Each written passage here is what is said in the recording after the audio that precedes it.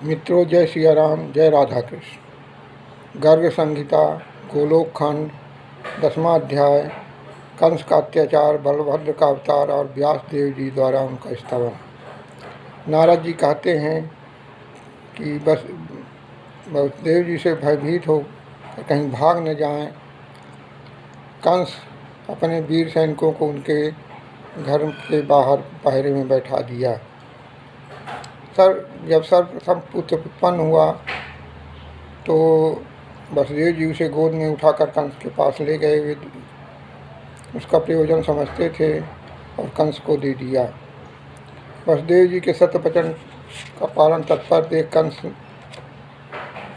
बोला कि यह बालक आप अपने घर ले जाइए, मुझसे इसे भय नहीं है, किंतु 8वां गर्भ में जरूर मारूंगा। नारद जी कहते हैं, कंस के ये कहने पर वसुदेव जी पुत्र को घर लेकर लौट आए, तो उनको विश्वास नहीं हुआ। उस समय मैं आकाश मार्ग से कंस के यहाँ गया। उग्रसेन कुमार कंस ने मुझे मस्तक झुकाकर प्रणाम किया और देवताओं का अभिप्राय पूछा। उस समय मैंने उत्तर दिया कि मुझसे सुनो। मैंने कहा, नंद आदि गोप वसु के अवतार हैं। ऋषभान आदि देवताओं के निवेशर कंस, इस ब्रजभूमि में जो गोपियां हैं वो सब वेदों की ऋचाएँ हैं। मथुरा में वसुदेव आदि कृष्णवंशी जो है सभी देवता ही हैं। 7 बार गिन लेने पर सभी अंक 8 अंक होते हैं। इस प्रकार 8वां हो ही तुम्हारा काल होगा। यह देवताओं की वामतो गति है। नारद जी कहते हैं कि उससे यो कहकर मैं चला आया। तब देवताओं द्वारा किए गए दैत्यवध के देवदोग कर पर कंस को बड़ा क्रोध हुआ। उसने उसी क्षण वसुदेव देवकी को कारागार में डाल दिया और उनके बच्चे को शिला से पीस डाला। उसे पूर्व जन्म की घटनाओं का स्मरण था। भगवान विष्णु के भय से अपने दुष्स्वभाव के कारण भूतल पर प्रकट हुए देवकी के प्रत्येक बालक को जन्म लेते ही मार डाला। ऐसा करने से तनिक भी हिचक नहीं हुई। यह सब यदकुल नरेश राजा उग्रसेन उस समय कुपित हो उठे। उन्होंने वसुदेव की सहायता की, कंस के अत्याचार करने से रोका। तब यादव वीर भी कंस के विरुद्ध खड़े हो गए। दोनों कंस की सेना और यादव वीरों में बहुत भयंकर युद्ध हुआ।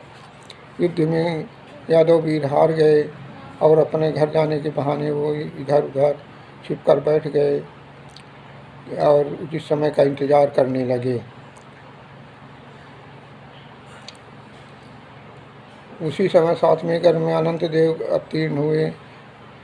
योग माया ने देवकी के उस गर्भ को खींचकर ब्रज में रोहिणी के कुछ में के भीतर स्थापित कर दिया।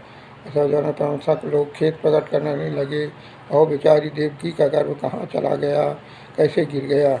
उस गर्भ को 5 दिन बीते थे कि भाद्रपद शुक्ला षष्ठी को स्वाति नक्षत्र में बुध के दिन वसुदेव जी की पत्नी रोहिणी के गर्भ से अनंत देव का प्रकाश हुआ। उच्च स्थान में स्थित 5 ग्रहों से घिरे हुए तुला लग्न में उनका जन्म हुआ।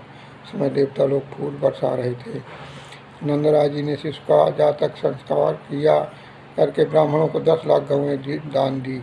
गोपों को बुलाकर उत्तम गान विद्या के निपुण गायकों के संगीत के साथ मंगलमय उत्सव का आयोजन किया।